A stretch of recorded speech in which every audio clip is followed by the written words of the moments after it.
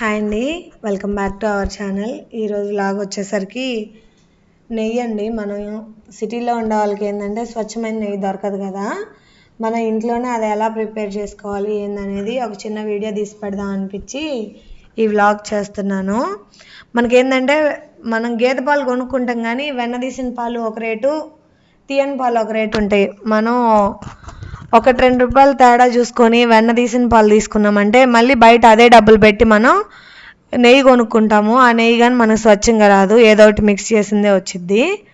మనం ఫస్ట్ ఏంటంటే వెన్న తీయని పాలు 1 రూపాయి ఎక్కువైనా సరే అవే తీసుకొని మనం తోడు పెట్టుకుంటాం కదా, పెరుగు మీద మేగడ కానీ పాల మీద కానీ ఒక 1 వీక్ 5 డేస్ అలాగా ఒక బాక్స్లో స్టోర్ చేసి ఆ మేగడిని ఇప్పుడు నేను చూపిస్తున్నట్టు మిక్సీలో వేసుకొని కొంచెం వాటర్ వేసి బాగా మిక్సీ చేసి దాన్ని ఒక గిన్నెలో వేసేసుకొని, నాకు అది 1 వీక్ దండి, అందుకని నేను 2 టైమ్స్ మిక్సీ పడుతున్నాను. 1 వీక్లో ఏంటంటే వీడియో కోసమని అన్ని రోజులు ఉంచాను. మామూలుగా అయితే 4 డేస్కి ఒకసారి మిక్సీ బట్టి నెయ్యి తీస్తాను ఎప్పటికప్పుడు.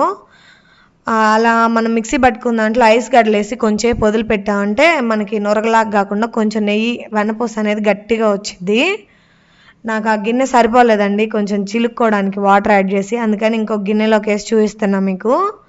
చూసారు కదా, కాసేపటికే మనం ఐస్ గడ్డలు వేసాక వెన్నపూస గట్టిగా వచ్చింది. దాన్ని మనం అలాగే స్టోర్ పెట్టకుండా కాగబెట్టేసి పెట్టుకున్నామంటే వెన్న కానీ మనకు పాడవకుండా నెయ్యి కానీ మంచి వాసన వచ్చిద్ది. అందుకని ఒకసారి నేను కాగబెట్టేది కానీ మీకు చూపిస్తున్నాను. మనం దగ్గరే ఉండి తిప్పుతూ నెయ్యి కరగబెట్టుకున్నామంటే మనకు గిన్నెలు కానీ పాడవు. తర్వాత మనం వాటిని క్లీన్ చేసుకోవడానికి కానీ నీట్గా వచ్చేస్తాయి. చూసారు కదా నాకు 1 వీక్ ఎంత నెయ్యి వచ్చిందో. మనం ఇలా ఇంట్లో స్వచ్ఛమైన నెయ్యిని తయారు చేసుకోవాలని ఈ వీడియో చేశానండి. వీడియో నచ్చినట్టయితే లైక్ చేయండి, షేర్ చేయండి,